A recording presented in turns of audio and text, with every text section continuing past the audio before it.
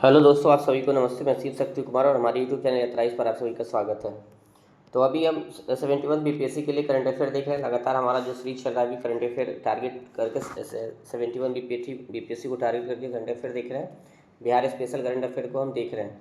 तो अभी हम देखेंगे इस वीडियो में कि 160 से लेकर 200 क्वेश्चन तक हम इस वीडियो में करंट अफेयर को देखेंगे। तो चलिए पहला करंट अफेयर देखेंगे। तो बिहार के किस जिले में देवसूर्य महोत्सव का आयोजन किया गया? तो देखेंगे कि देवसूर्य महोत्सव का आयोजन कहाँ किया गया? औरंगाबाद में किया गया है। और देवसूर्य एक मंदिर है। देवसूर्य मंदिर कहाँ है? औरंगाबाद के अंदर है। तो आप इसको याद रखेंगे, देवसूर्य मंदिर औरंगाबाद के अंदर है। और यह सूर्य मंदिर जो है पश्चिम मुखी है। तो यह सूर्य मंदिर क्या है? पश्चिम मुखी है। जबकि समांतर सूर्य मंदिर क्या होता है? पूर्व मुखी होता है। तो इसको भी याद रखेंगे, जो औरंगाबाद का देव सूर्य मंदिर है वो क्या है? पश्चिम मुखी है। तो आप इसको भी याद रखेंगे। चलिए आगे प्रश्न देखते हैं। अगला प्रश्न है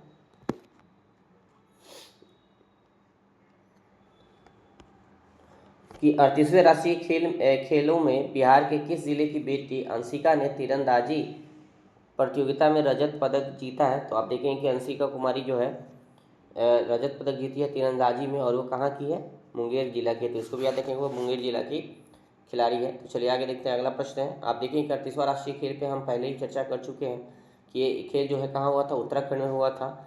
और इसके बारे में जो है अतिरिक्त जानकारी के लिए आप पूर्व के वीडियो को देखिए।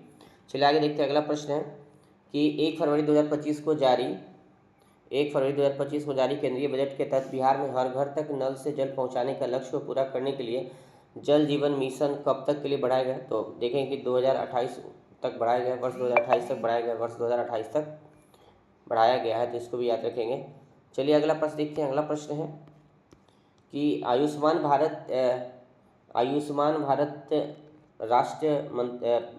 भारत प्रधानमंत्री जन आरोग्य योजना के तहत लाभार्थियों के लिए आयुष्मान कार्ड बनाने में बिहार देश भर में कौन से स्थान है? तो तीसरे स्थान पे है।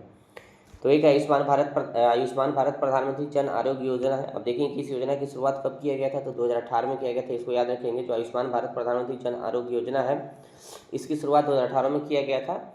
और इसके तहत क्या करता है कि पात्र परिवार को प्रतिवर्ष 5 लाख का बीमा दिया जाता है। प्रतिवर्ष 5 लाख का जो है स्वास्थ्य बीमा, 5 लाख रुपये का प्रति परिवार स्वास्थ्य बीमा दिया जाता है। और इसके तहत इसका इस्तेमाल हम सरकारी अस्पताल में या फिर निजी अस्पताल में इलाज कराने के लिए करते हैं। तो इसको भी याद रखेंगे, सरकारी या फिर निजी अस्पताल दोनों है। और इसमें जो फंडिंग है, तो देखें कि इसका जो फंडिंग है ये केंद्र सरकार व राज्य सरकार दोनों करती है। केंद्र सरकार एवं राज्य सरकार दोनों के द्वारा किया जाता है। 60-40 का फंडिंग रेशियो है। तो आप इसको भी याद रखेंगे। तो ये जो स्कीम है, तो इसके तहत क्या होता है कि एक आयुष्मान कार्ड दिया जाता है, मतलब जो बीमा बनाया जाता है उसके लिए एक आयुष्मान कार्ड दिया जाता है। तो इसके आयुष्मान कार्ड के निर्माण में, उसके संचालन में देखिए कि बिहार का जो है रैंकिंग है, तीसरा रैंकिंग है पूरे इंडिया के अंदर। तीसरे स्थान पे बिहार है बेहतर क्रियान्वयन में। चलिए अगला प्रश्न देखते हैं। अगला प्रश्न है कि किस राज्य ने गांव के लोगों को त्वरित एवं पारदर्शी तरीका से न्याय दिलाने के लिए पहली बार ई ग्राम कचहरी लागू किया है? तो बिहार जो है ई ग्राम कचहरी को लागू किया है पहली बार, ताकि लोगों को जो है त्वरित और पारदर्शी तरीका से न्याय मिल सके, यानी कि न्याय का भी लोकतांत्रिकरण करने का प्रयास किया जा रहा है। तो इसको याद रखेंगे, बिहार सरकार। अगला प्रश्न देखेंगे। अगला प्रश्न है कि आर्थिक सर्वे 2024-25 के अनुसार, मतलब बिहार आर्थिक सर्वेक्षण 2024-25 के अनुसार वित्तीय वर्ष 2023-24 में बिहार के सकल घरेलू उत्पाद की वर्तमान मूल्य पर अनुमानित वृद्धि दर कितना है? तो 14.5। देखेंगे 14.5% जो है तेज गति से बिहार बढ़ा है। तो इसको भी याद रखें। बिहार का जो जीडीपी है 14.5% से बढ़ रहा है। तो आप इसको याद रखेंगे। जबकि देखें कि भारत के लिए 6.5% का प्रतिशत जो है वृद्धि दर है भारत के जीडीपी का।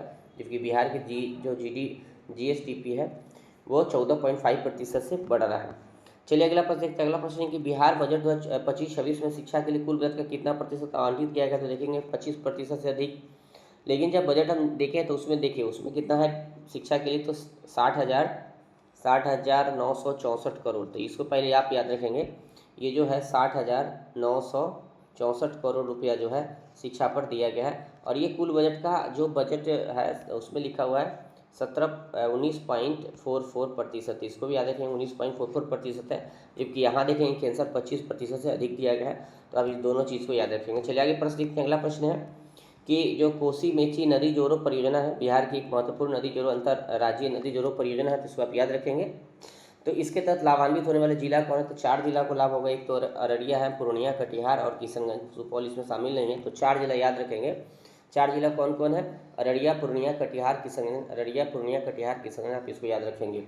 चलिए अगला प्रश्न देखते हैं। अगला प्रश्न है कि बिहार राज्य के किन 2 स्थानों पर विशेष आर्थिक क्षेत्र स्पेशल इकोनॉमिक जोन स्थापित करने की घोषणा की गई है? तो पश्चिम चंपारण आप याद रखेंगे और बक्सर। पश्चिम चंपारण और बक्सर में जो है विशेष आर्थिक क्षेत्र बनाया जाएगा बिहार के अंदर। अब विशेष आर्थिक क्षेत्र देखेंगे कि इससे एक आता है कि विशेष आर्थिक क्षेत्र होता क्या है, तो आप देखेंगे कि विशेष आर्थिक क्षेत्र वैसे क्षेत्र होते हैं जहाँ सरकार द्वारा स्थापित किया जाता है और वहाँ कई प्रकार की छूट दिया जाता है ताकि इस तरीके का क्लस्टर डेवलप किया जाता है, माहौल बनाया जाता है ताकि अधिक से अधिक एंटरप्रेन्योरशिप, उद्योग हो, निवेश हो, इस उद्योग की स्थापना हो सके, लोगों को रोजगार मिल सके।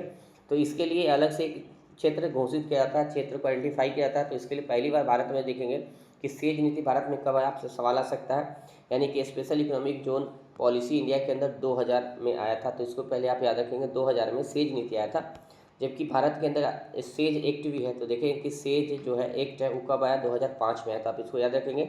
सेज पॉलिसी भारत में सेज पॉलिसी 2000 में आया था और सेज एक्ट कब आया था, 2005 में आया था। आप इसको याद रखेंगे। बिहार में 2 सेज क्षेत्र बनाया जा रहा है, पश्चिम चंपारण और बक्सर में, आप इसको याद रखेंगे। चलिए अगला प्रश्न देखते हैं। अगला प्रश्न है 31 जनवरी से लेकर 2 फरवरी 2025 तक अंतर्राष्ट्रीय बौद्ध महोत्सव का आयोजन कहाँ किया गया? तो बोध गया में, बोध गया का कन्वेंशन है, सांस्कृतिक कन्वेंशन सेंटर है, वहाँ किया गया था।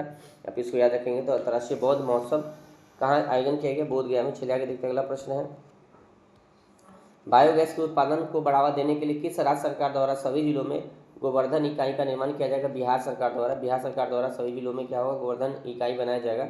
अब इस साल के बजट में इसकी घोषणा की गई है। अब इसको भी याद रखेंगे। इस साल का जो बजट है उसमें आर्थिक सर्वे में इस और बजट में इस तरीके की बात किया गया है। चलिए आगे देखते हैं। अगला प्रश्न है कि किस राज्य के सभी आंगनबाड़ी केंद्र में पोषण पखवाड़ा अभियान शुरू किया गया? तो बिहार द्वारा। बिहार के सभी आंगनबाड़ी केंद्र में पोषण जो पखवाड़ा अभियान शुरू किया गया। तो देखें 2025 में पोषण पखवाड़ा अभियान 8 अप्रैल से 22 अप्रैल 2025 तक चला है। तो आप इसको याद रखेंगे। 8 अप्रैल से लेकर 22 अप्रैल 2025 तक चला है। एक पोषण ट्रैकर ऐप भी आया है। पोषण ट्रैकर ऐप है जिसका इस्तेमाल हम आंगनबाड़ी में रियल टाइम असेसमेंट के लिए करते हैं। पोषण सेवाओं जो वहाँ है उसको देखते हैं, रियल टाइम पर हम निगरानी करते हैं। तो इसको भी याद रखेंगे। चलिए अगला प्रश्न देखते हैं। अगला प्रश्न है 2 दिवसीय मखाना महोत्सव का आयोजन कहाँ किया गया? तो मखाना महोत्सव का आयोजन कहाँ किया है? बेंगलुरु में किया गया। आप देखें कि बिहार जो है, तो इसको याद रखेंगे। मखाना महोत्सव इस साल मखाना बोर्ड स्थापित करने का भी बात किया गया है भारत के बजट में। तो अब इसको याद रखेंगे। मखाना इस पर चर्चा में सवाल आ सकता है। पूरे इंडिया का 85% से लेकर 90% मखाना बिहार में उत्पादन किया जाता है। इसको याद रखेंगे। बिहार में सहरसा सर्वाधिक मखाना उत्पादन करने वाला जिला है, इसको भी याद रखेंगे। और बिहार के दरभंगा, मधुबनी, पूर्णिया, कटिहार इन जिलों में मखाना की खेती किया जाता है। चलिए आगे देखते हैं। अगला प्रश्न बिहार राज्य में शहरीकरण से निपटने के लिए सरकार ने बजट में कितने प्रतिशत की वृद्धि की है? तो देखें कि शहरीकरण से निपटने के लिए, और यहाँ देखें कि बिहार द्वारा जो है बजट में 227.3% की बढ़ोतरी की गई है तो बजट में, तो इसको भी याद रखेंगे।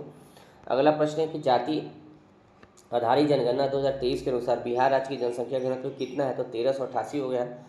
और जबकि 2011 के जो जनगणना अनुसार कितना है? तो देखेंगे कि 1106 है और पूरे भारत में पहले स्थान पर है राज्यों में। तो इसको भी आप याद रखेंगे।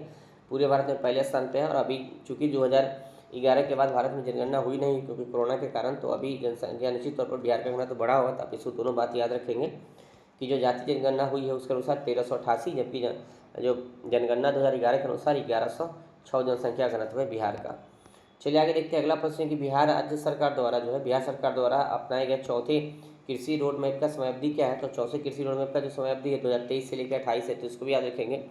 2023 से लेकर के 28 है चौथा कृषि रोड मैप का अवधि। अब देखिए कृषि रोड मैप जो चौथा जारी किया गया था इसके द्वारा जारी किया गया था, तो पहले तो याद रखेंगे कि 18 अक्टूबर 2023 को जारी किया गया था। 18 अक्टूबर 2023 को जारी किया गया था और राष्ट्रपति द्रौपदी मुर्मू द्वारा, तो इसको भी याद रखेंगे, राष्ट्रपति द्रौपदी मुर्मू जी द्वारा जो है इसको जारी किया गया था। तो ये दोनों बात में याद रखेंगे। साथ में देखेंगे कि जो पहला कृषि रोड मैप बिहार सरकार द्वारा जारी किया गया था वो 2008 से लेकर 2012 के लिए था। तो इसको भी याद रखेंगे। ये सवाल आ सकता है 2008 से लेकर के 12 तक के लिए था। बाद बाकी 2 और 3 को पूछा नहीं जाएगा, पहला फिर आखिरी पूछा जाएगा। चलिए देखते हैं। अगला प्रश्न है बिहार के किस जिले में सबसे अधिक फसल सघनता दर्ज की गई? तो सुपौल में सबसे अधिक फसल सघनता दर्ज किया गया है। तो इसको भी याद रखेंगे। और सबसे कम खगड़िया के अंदर, खगड़िया में दिया हुआ डेटा में कहीं कि सबसे कम जो है फसल सघनता है खगड़िया में, सबसे ज़्यादा सुपौल में है। अगला प्रश्न देखते हैं। अगला प्रश्न है कि प्रधानमंत्री सूक्ष्म खाद्य उद्योग उन्नयन योजना के सफल क्रियान्वयन में देश भर में बिहार कैमा स्थान हासिल किया? तो देश भर में पहला स्थान पर बिहार है।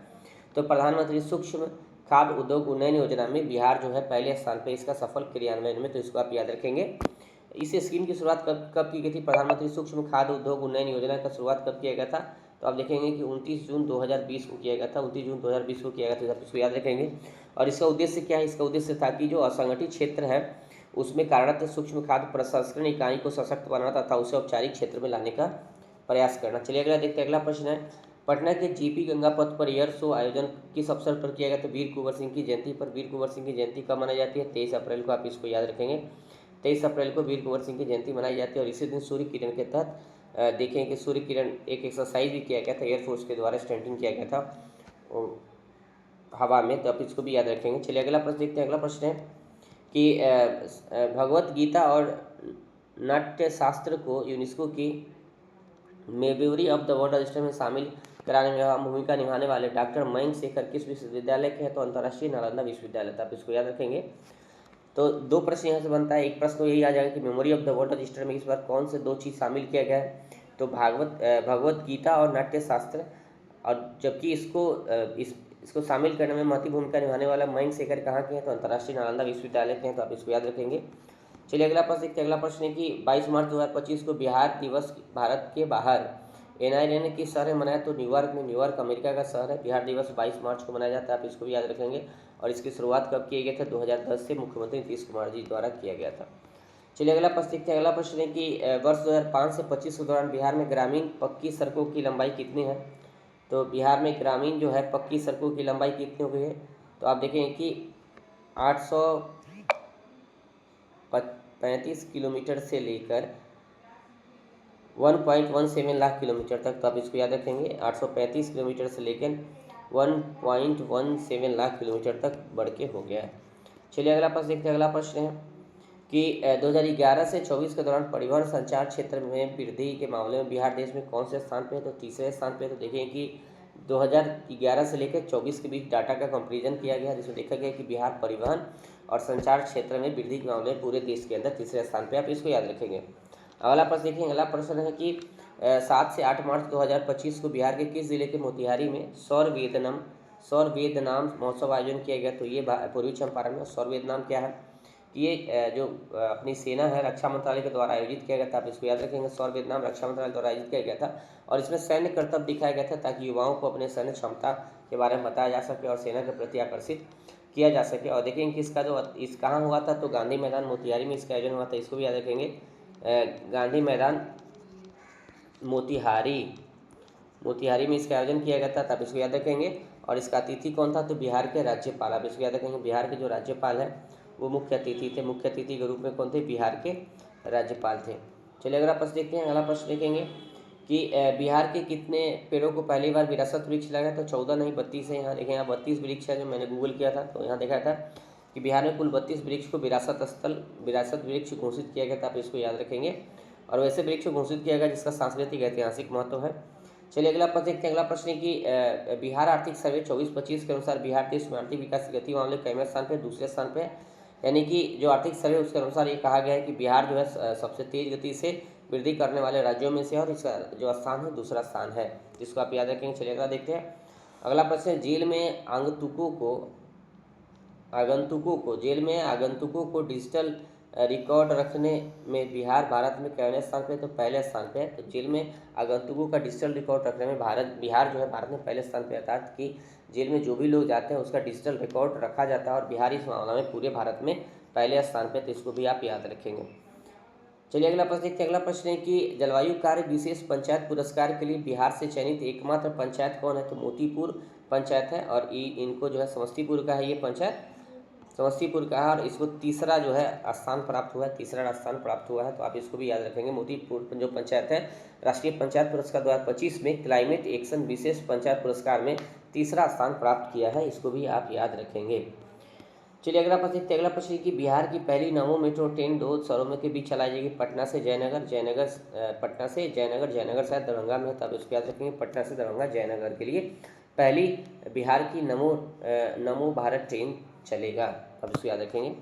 चलिए अगला प्रश्न देखते हैं। अगला प्रश्न है कि बिहार के समस्तीपुर जिले के ताजपुर गांव के वैभव सूर्यवंशी ने IPL में किस टीम के खिलाफ महज 35 गेंद में शतक लगाए हैं? तो आप याद रखेंगे गुजरात टाइटंस। जो है उसके खिलाफ लगाया और कितना गेंद, तो 35 गेंद, आप इसको भी याद रखेंगे। और किसके तरफ से खेलते हैं ये, तो ये राजस्थान रॉयल्स की तरफ से खेलते हैं, तो इसको भी याद रखेंगे। किस टीम की खिलाड़ी है, तो राजस्थान रॉयल्स की टीम के खिलाड़ी है, तब इसको याद रखेंगे।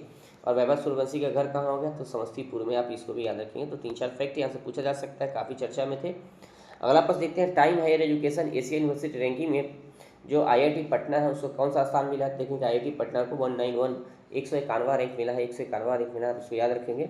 और किसके, तो टाइम हायर एजुकेशन की एशिया यूनिवर्सिटी रैंकिंग में IIT पटना को 151वां रैंक प्राप्त हुआ है। तो चलिए आगे देखते हैं, अगला प्रश्न देखते हैं। अगला प्रश्न है कि कोसी नदी के अतिरिक्त जल को मेची नदी से जोड़कर बिहार के किस बेसिन की ओर मोड़ने की परिकल्पना की गई, तो महानंदा, आप इसको याद रखेंगे। तो मोची नदी है, मेची नदी है, किसी महानंदा की ही नदी की सहायक नदी, तो आप इसको याद रखेंगे। चलिए अगला प्रश्न देखते हैं। अगला प्रश्न है कि जल जीवन हरियाली योजना की समय सीमा 31 मार्च 2025 को समाप्त होने के बाद इसे कितने वर्षों के लिए विस्तृत किया गया है, तो आप देखेंगे कि 5 वर्ष के लिए इसका जो कार्यकाल बढ़ाया गया 2029-30 तक बढ़ाया गया, तो आप इसको याद रखेंगे। चलिए देखते हैं, भारत का 1000वां किसान उत्पादक संगठन कहाँ रजिस्टर किया गया है, तो आप देखेंगे खगड़िया में। भारत का 10,000वां किसान उत्पादक संगठन, तो देखेंगे किसान उत्पादक संगठन क्या होता है, एक तरीका की लीगल जो है किसान उत्पादक संगठन एक तरीका से कानूनी रूप से पंजीकृत संगठन होता है, जिसमें छोटे और मध्यम किसान जो है एक साथ आते हैं ताकि उसका उत्पादन बेहतर तरीका से कर सके, प्रोसेसिंग कर सके, साथ में क्या करें कि मार्केट में जब वस्तु बेचते हैं तो बढ़िया तरीका से उसका मूल्य प्राप्त कर सके, इसलिए क्या किया जाता है, किसान उत्पादक संगठन बनाया जाता है और इसको कानूनी तरीका से संगठित किया जाता है, तो आप इसको भी याद रखेंगे। चलिए अगला प्रश्न देखते हैं। अगला प्रश्न है कि 2 से 10 दिसंबर 2024 तक चौथी मेकांग गंगा धम यात्रा का नेतृत्व किस संस्था ने किया है, तो आप देखें कि बोधगया विद्यालय 980 संस्थान, तो बोधगया विद्यालय 980 संस्थान। अब ये विद्यालय क्या है कि देखें कि बोधगया जो विद्यालय 980 संस्थान है अंतर्राष्ट्रीय बौद्ध संगठन, एक प्रकार के क्या है ये अंतर्राष्ट्रीय बौद्ध संगठन है, और इसका मुख्यालय कहाँ है, तो बिहार के बोधगया में, या फिर कहें कि भारत के बोधगया में है, तो आप इसको याद रखेंगे कि इस बार जो चौथी मेकांग गंगा धम यात्रा हुआ था उसका नेतृत्व बोधगया विद्यालय 980 संस्थान द्वारा किया गया था, और यह एक प्रकार का अंतर्राष्ट्रीय बौद्ध संगठन है जिसका मुख्यालय कहाँ है, तो बिहार के बोधगया में है।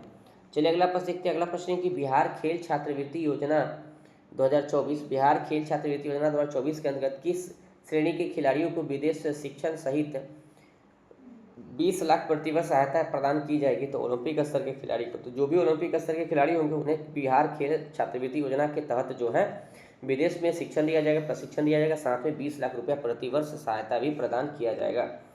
चलिए अगला देखते हैं। अगला प्रश्न है कि बिहार में उच्च शिक्षा के लिए छात्रों की दीदी की लाइब्रेरी कहाँ से शुरू की गई है, तो सामुदायिक पुस्तकालय सह कैरियर विकास केंद्र से। तो बिहार सरकार क्या कर रहा है कि बिहार में उच्च शिक्षा के छात्रों के लिए दीदी की लाइब्रेरी की शुरुआत की गई है, और ये कहाँ से किया गया है, तो सामुदायिक पुस्तकालय सह कैरियर विकास केंद्र में किया गया है। अगला प्रश्न देखते हैं। अगला प्रश्न है कि कौन सा फल बिहार में सबसे अधिक क्षेत्रफल पर उगाया जाता है, तो यहाँ आम दिया हुआ है, कई जगह लीची देता है, तो आप आर्थिक सर्वे का इस्तेमाल करें, और आम जो है आम का जो है सर्वाधिक क्षेत्रफल है, इसको भी याद रखेंगे, यानी कि आम जो है सर्वाधिक क्षेत्र में उपजाए जाने वाला फल है बिहार के अंदर। चलिए आगे देखते हैं। अगला प्रश्न कि भारत में मखाना उत्पादन में बिहार का हिस्सा क्या है, तो 85% है, तो आप याद रखेंगे बेसिकली 85% उत्पादन मखाना का उत्पादन अकेले बिहार में होता है, और बिहार में मुख्य रूप से कहाँ होता है, तो देखेंगे कि सहरसा है, पूर्णिया है, दरभंगा है, कटिहार है, तो इन जिलों में जो है मिथिला का जो एरिया है वहाँ जो है इसका उत्पादन मखाना का किया जाता है। अंतिम प्रश्न है इस वीडियो का, देखेंगे कि बिहार में कितने प्रतिशत पंचायतों को डिजिटल पहुँच के लिए शामिल किया है, तो 100%, तो आप इसको भी याद रखेंगे, बिहार में कितने प्रतिशत पंचायतों को डिजिटल पहुँच के लिए शामिल किया गया है, तो 100%। तो ये हमारा आज का वीडियो था, और हम निश्चित तौर पे ये वीडियो आप सभी को अच्छा लगा हो, क्योंकि मेरा जो उद्देश्य है 71वीं BPSC को टारगेट करके अभी हम करंट अफेयर पढ़ा रहे हैं, ताकि आप लोगों की बेहतर तैयारी हो सके, और यहाँ से आप लोग जो भी बिहार से करंट अफेयर पूछा जाएगा उसको आप सही कर सके एग्जाम के अंदर। तो ये हमारा वीडियो था, फिर अगले वीडियो के साथ मिलते हैं। Thank you for watching me, please share my channel, share my video and subscribe my channel. Thank you.